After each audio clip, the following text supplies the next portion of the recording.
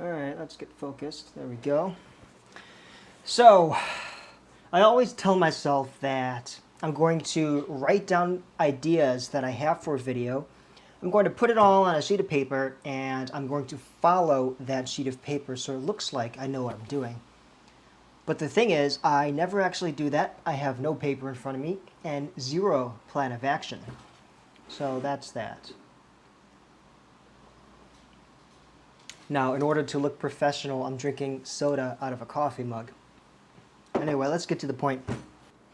I am a professional full-time typewriter repair technician, which means I service and repair antique typewriters from all eras and all over the globe. And you may be asking, well, if that's your job, then why the hell do you own a Hasselblad? It's a good question. I wish I knew the answer myself. Anyway, I've been using the Hasselblad system since about 2018.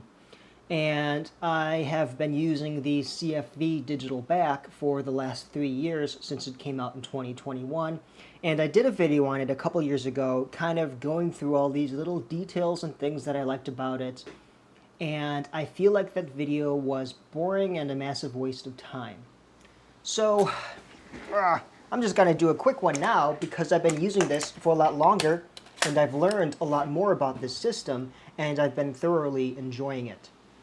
So one of the most amazing things about this is that this is my film camera, and I love shooting 120 medium format film, but it is also a 50 megapixel digital camera, and as of now you can even get a 100 megapixel back. And all you have to do is take the back off and swap it with something else. This is my 120 film back, and pop it in there and boom, you're ready to shoot film. If you want to shoot digital, you just pop that off, you take your digital back, and you put it on, same exact way, pop that on there, and you're ready. And you're ready to take a digital image. It is the most simplistic transition you could ever make between a digital camera and a film camera, and it works flawlessly. There is zero issues in communication with the camera in the back. There's zero lag. There's zero setup. You put it on the camera, you take a picture. It's that simple. So I don't really want to make this video much longer than like 5 minutes. So I'm going to try and not do that. But if we look here on the back of the camera, all you really have to do is select your ISO value from the touchscreen. And I hover around 400 to 800 when I'm shooting digital. And I'm between 100 and 400 shooting film. And you just select your ISO value and then focus through your viewfinder and you're ready to shoot. I got no memory card in there because I'm videotaping on my memory card. And you might think that as somebody who is a semi-passionate photographer that I'd own more than one memory card, but that's just not the case. I just got the one. Because I spent all my money on the Hasselblad, that's why. The other thing to note is you just press your menu button and you can go into camera body and you can select the 500 series, the 503 series, the 200 series, 2000, SDVC, ELX, and you can even select electronic shutter, which allows you to use this camera in live view. So we'll just put that onto bulb mode, lock our shutter open,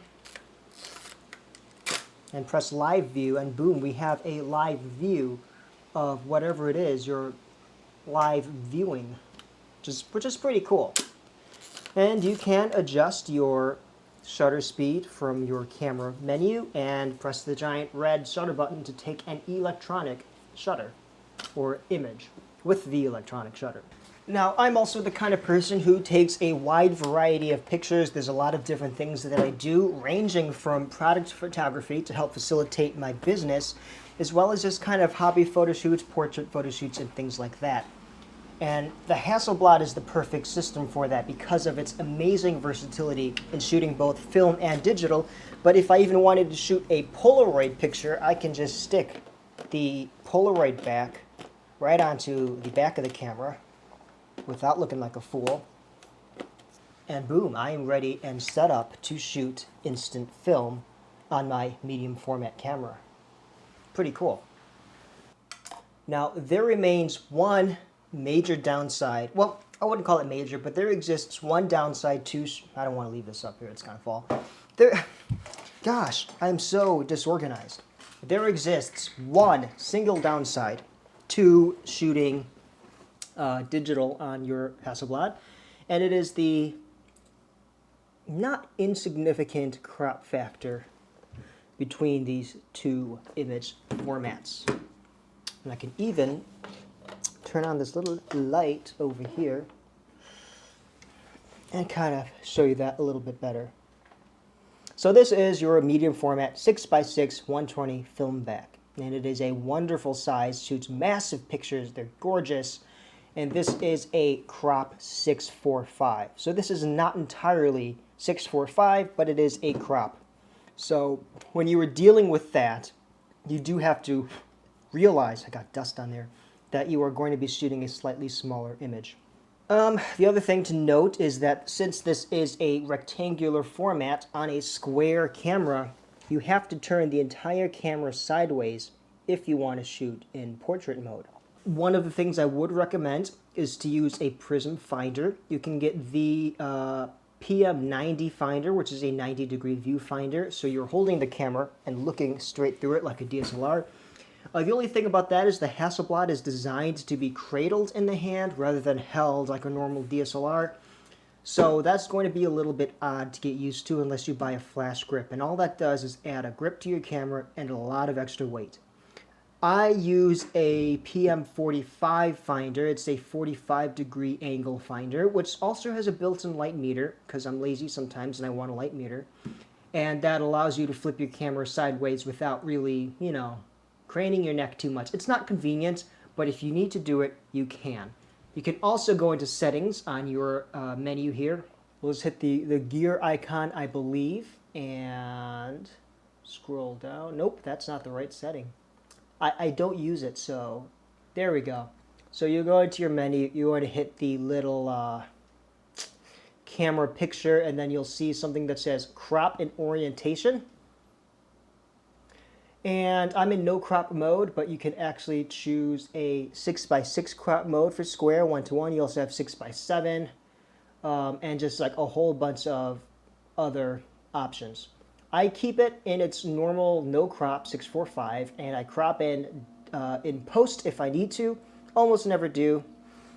But yeah, so those are really the only two downsides: crop format, and you can't really shoot portrait easily. You can do it though, just not easily. And I have never used the 907X, which is the small camera body that is paired with this camera. I can't afford a lens for it, and I don't really want to because I love the form factor, the feel, and the controls of the 500 series cameras.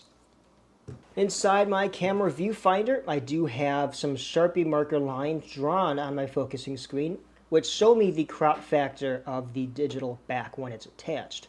Hasselblad does sell and provide a mask that you can insert into your camera to mitigate that, but I find it easiest just to be able to see, both the full frame and the digital because I tend to swap between them quite often.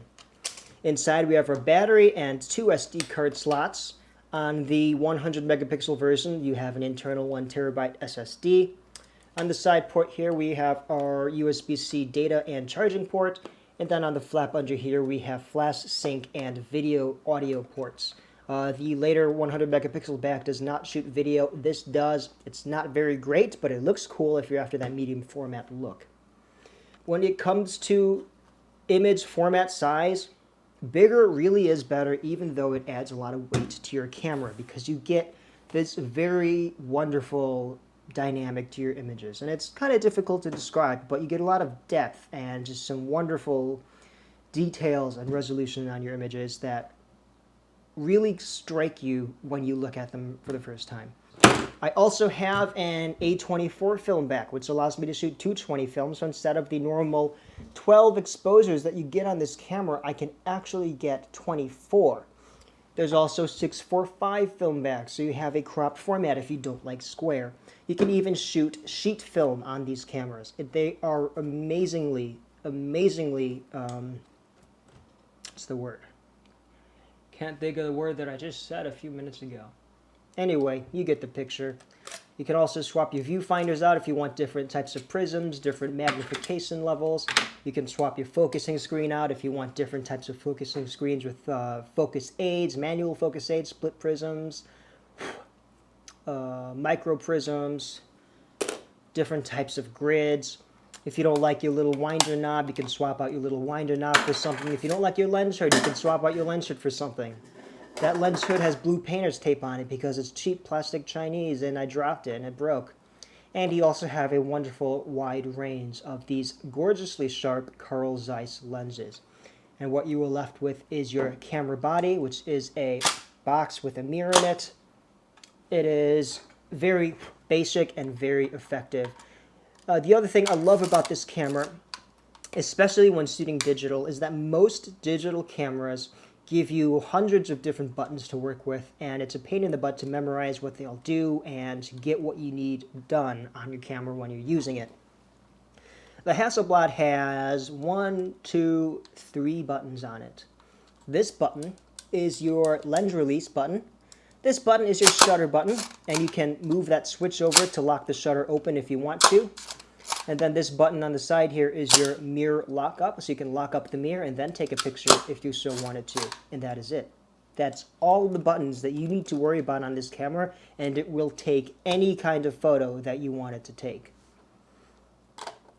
And when it comes down to taking pictures on cameras, it's that simplicity that I'm really looking for. I don't care about all these stupid fancy functions on my camera. I just want to be able to sit down and take the picture without having to worry about all of this extra garbage.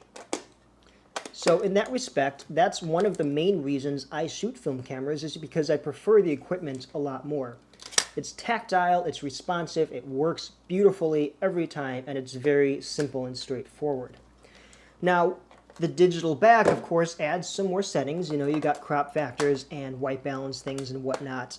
But the menu system for the Hasselblad is the plainest and most intuitive camera menu system I have ever seen on anything. I've used a Sony before. There are hundreds of pages in that menu, and it's absolutely ridiculous. My camera just died. I'm shooting on an old used X-T4, and it's giving me some trouble. Hopefully this video works out. Anyway, as I was saying, got what, 8 icons, 11 icons? Super basic. Everything you need is right there. I really only ever switch back between the camera body mode because sometimes I want electronic shutter, and otherwise I ignore completely everything. I'm usually on auto white balance and I change my ISO. That is it. That is all you need to worry about when shooting digital.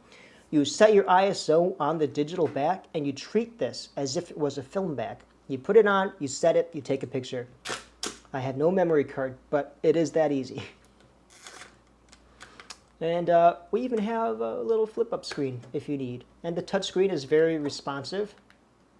And it is a wonderful and easy to use piece of equipment. I need a better lens hood. But yeah. This sensor is not active until you've taken a picture with the camera.